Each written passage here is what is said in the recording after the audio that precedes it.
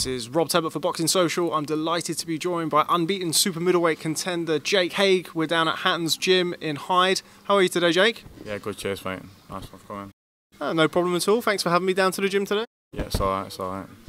So, you return to action this weekend. You're fighting in Newcastle on the undercard of Josh Kelly's Commonwealth title bid. How's preparation gone for that?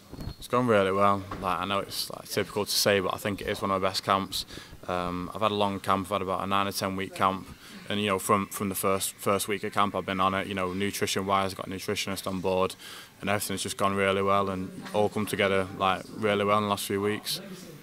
Now, something that we were just talking about off camera, you're going in against Adam Jones, who is a well-known and well-respected name on the boxing circuit. Just tell us a little bit about what you're expecting from him.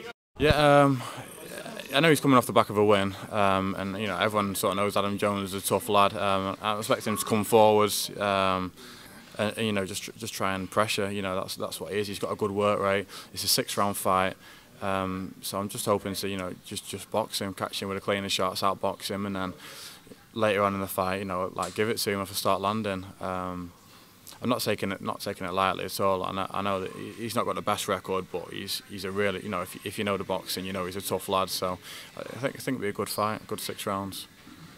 When going in against somebody like Adam Jones, who's been in with pretty much a who's who of domestic fighters, do you put any additional pressure on yourself to sort of one-up people? I know he's never been stopped, but to put in a better performance than those who have fought him before? I'd love to put in a great performance against him. I think that if I did put in a great performance, I think it would stand out and it would catch eyes. No, not over anyone in particular. I just think that if I do well against him and look good, I mean, styles make fights as well. So I don't know if my style is suited to his, to beat his more than someone else's style might be. But just looking forward to getting there and doing a good job. So this will be your 10th fight as a professional. How would you document your journey from amateur to professional now that you're working under Ricky Hatton? How's the development been into your pro career? It's been good. I'm definitely training a lot more. As an amateur, I wouldn't say I took it very seriously. I did well as an amateur. I had about 70 amateur fights, won about 45 of them. Got to national championships, finals. So I did well. I had a reasonably good amateur career, but I never took it too seriously. But now I've turned professional and taking it serious, training every day and diets on.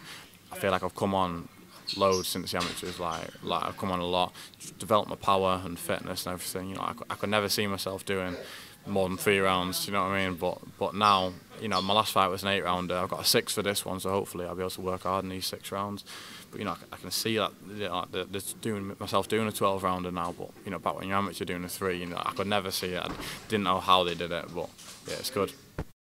How big of an influence has Ricky Hatton been on that change in your mental state? Obviously, we all know him as a legend of British boxing, but working with him as your trainer, how big an influence has he been on that mental shift for you? Now you, as you just said, you didn't necessarily take things as seriously as potentially you may have as an amateur. Now you're a pro, things are different. How big an influence has Ricky been on that?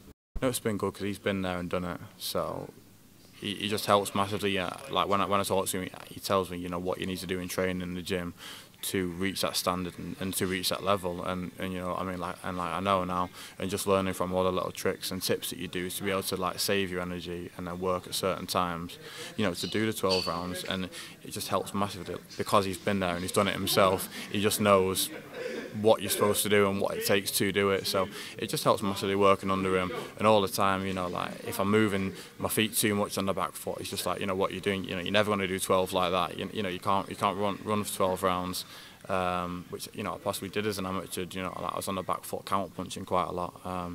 He's put me a bit more on the front foot, a bit more aggressive, and it makes more of an interesting style as well.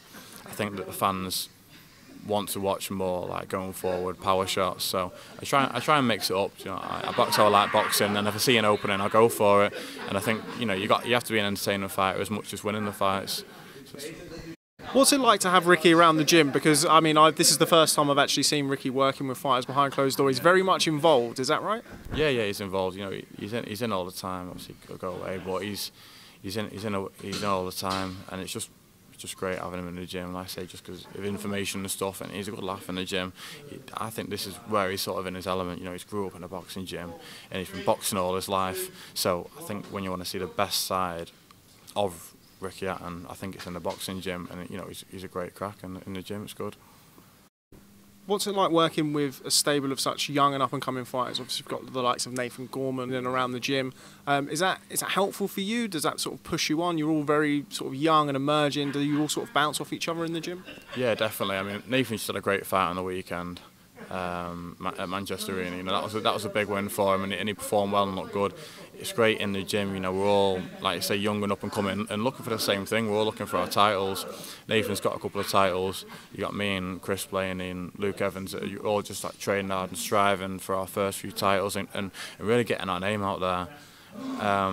It's like I say, we're all on the same path, and we're all trying hard. We've got a couple of new lads coming into the gym. Got Tommy Fury and Connor that just joined us recently. So I'm looking forward to, I look forward to coming into the gym, and we all get along. We're all a similar age. It's quite nice, and then we all celebrate together as well.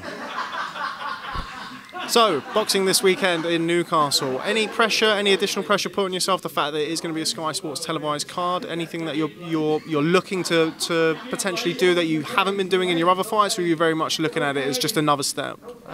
Just looking at it as another fight, really. Obviously, like I say, because it is a big platform, I'd love to impress on it. So I'm just hoping just to turn up with my A game and just come out sharp, look good, look strong. Because it is a big card, and it will be a big statement if I stop him or if I do well against him. So I'm just looking forward to it. I'm taking it as another fight, but I feel like I'm more up for it and more up for making a bit of a shock, because it's my 10th fight, and you need to get your name out there, and I feel like this is the time to do it. Super middleweight division is conventionally or historically one of the strongest divisions in British boxing. With that being said, what is your plans for the next 12 months? I mean, how soon will you be looking to progress? Obviously, all being well, and you come through Adam Jones this weekend. Yeah, I'd love to go through, like a good route. The way that I see it is, I want to go for the area title next. There's a couple of lads fighting for that the week after me, and I'd take that fight whenever. If I can get it in July or September, whenever the next date is. I'd love to fight for the area title first. I think that's the first one, and then I'll look for the English, British, and go on from there. The British is a goal. I think I'd be absolutely made up if I won the British title. But I think going down that route is your sort of typical area title, English, British. It is something that I'd like to do. Obviously, if them fights came up, if they didn't, we might have to take another route.